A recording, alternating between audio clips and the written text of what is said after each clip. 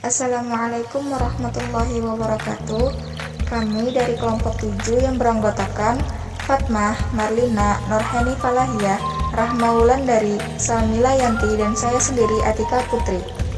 Kami akan presentasikan sebuah makalah fawaid imla yang berjudul Huruf-huruf hijaiyah dan ketentuan-ketentuannya.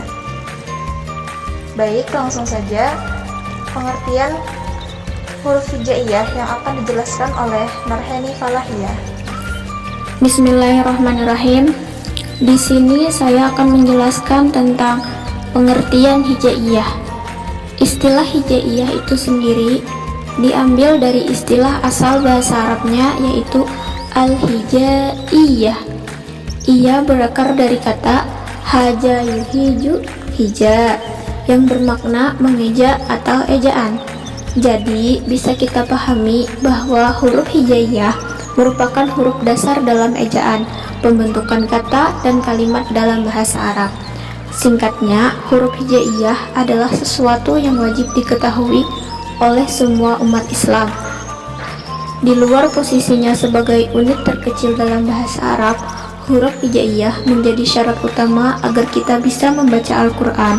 Bahkan mengenal huruf-huruf hijaiyah adalah materi yang paling awal diajarkan ketika seseorang baru mempelajari agama Islam. Karena agama Islam itu sendiri merupakan agama teks yang dimana kita berpedoman kepada Al-Quran dan Al-Hadis, dimana Al-Quran dan Al-Hadis itu sendiri berbentuk atau menggunakan bahasa Arab. Maka wajar sekali jika umat muslim harus mempelajari huruf hijaiyah. Kalau tidak mempelajari huruf hijaiyah, otomatis dia tidak akan bisa membaca Al-Quran dan Al-Hadis itu sendiri. Baiklah, sekian pengertian huruf hijaiyah. Akan dilanjutkan oleh teman kami tentang sejarah dan perkembangan huruf hijaiyah. Selanjutnya, sejarah dan perkembangan huruf hijaiyah. Huruf hijaiyah atau huruf Arab sudah ada sejak berabad-abad yang lalu, ketika Al-Quran pertama kali diturunkan menggunakan hijaiyah. Karena pada kali pertama Al-Quran diturunkan yaitu di Arab. Kenapa penting bagi kita mempelajari huruf Arab? Karena huruf ini dipergunakan dalam penulisan Al-Quran. Kita umat Islam wajib hukumnya untuk mempelajari Al-Quran. Al-Quran adalah kitab suci yang diwahyukan kepada Nabi Muhammad SAW. Al-Quran tidak diturunkan hanya untuk satu umat atau untuk satu abad, tapi untuk seluruh umat manusia dan untuk sepanjang masa. Karena itu, luas ajaran-ajarannya adalah sama dengan luasnya umat manusia.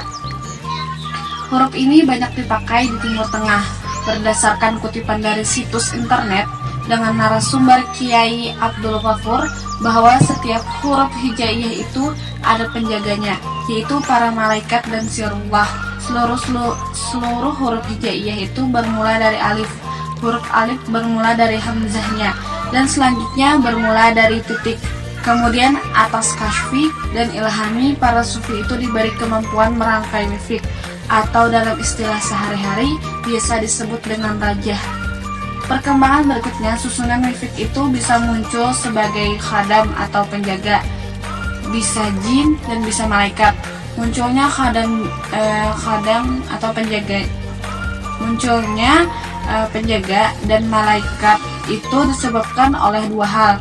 Bisa karena metode pendekatan rohaninya terhadap mifik tersebut, atau karena memang struktur mifik itu memunculkan sihir tertentu, sehingga khadam jin yang muncul, walaupun misalnya jinnya muslim.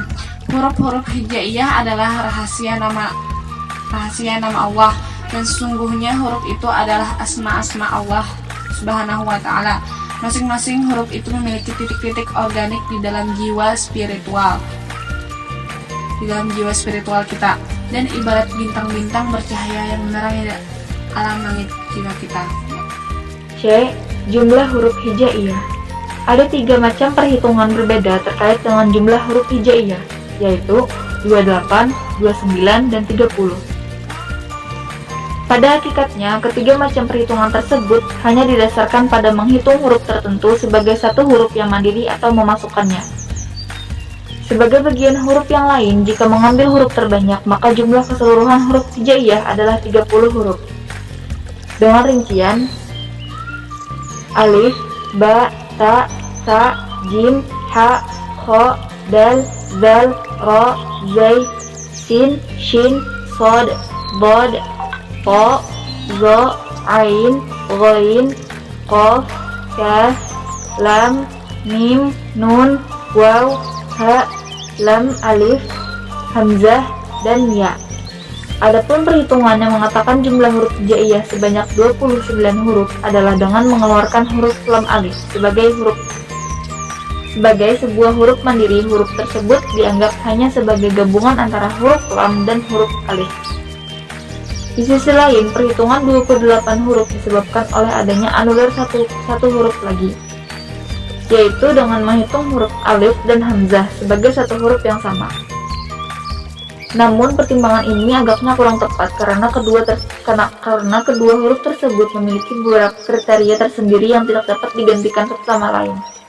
Meskipun keduanya mempunyai beberapa kesamaan tertentu, saat memberikan pengajaran dan pengenalan huruf hijaiyah, biasanya guru cenderung mengambil perhitungan terbanyak, yaitu 30. Seperti contoh yang di atas tadi.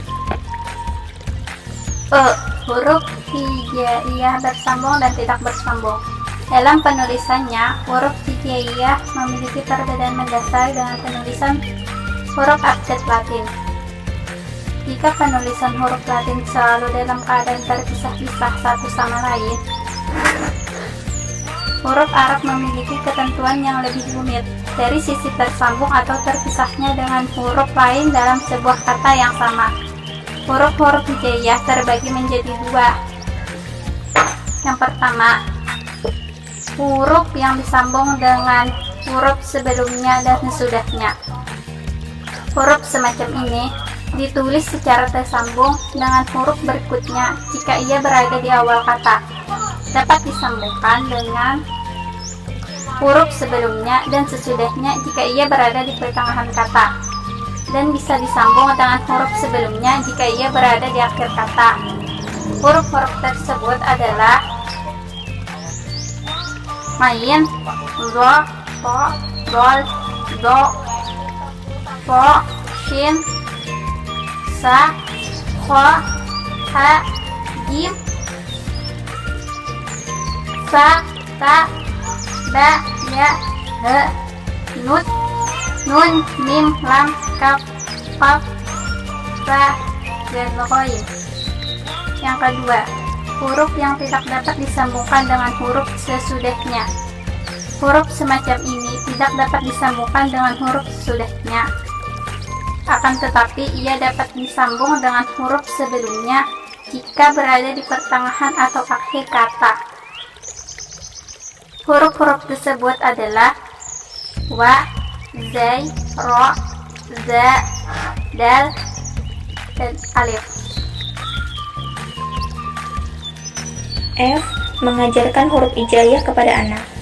Sebagaimana telah dijelaskan bahwa pengajaran dan pengenalan huruf hijaiyah perlu dilakukan sejak dini. Saat ini ada beragam metode yang tersedia untuk mengajarkan huruf-huruf hijaiyah kepada anak. Pembelajaran tersebut setidaknya harus mencakup pengenalan tulisan dan cara melafalkannya. Pengajaran pelafalan huruf hijaiyah juga harus mencakup pengajaran tempat keluarnya huruf atau makharijul huruf dan juga sifat-sifat dalam melafalkannya. Beberapa metode yang umum digunakan saat ini seperti menggunakan kaidah baqdiyah, metode Iqra, metode Batasa, metode Syafi'i, dan lain sebagainya. Selanjutnya, setelah mengenal semua huruf-huruf hijaiyah, mencakup tulisan dan cara membacanya, seorang anak dapat mempelajari membaca Al-Quran dan tulisan-tulisan Arab lainnya. G. Huruf hijaiyah dan pentingnya belajar bahasa Arab.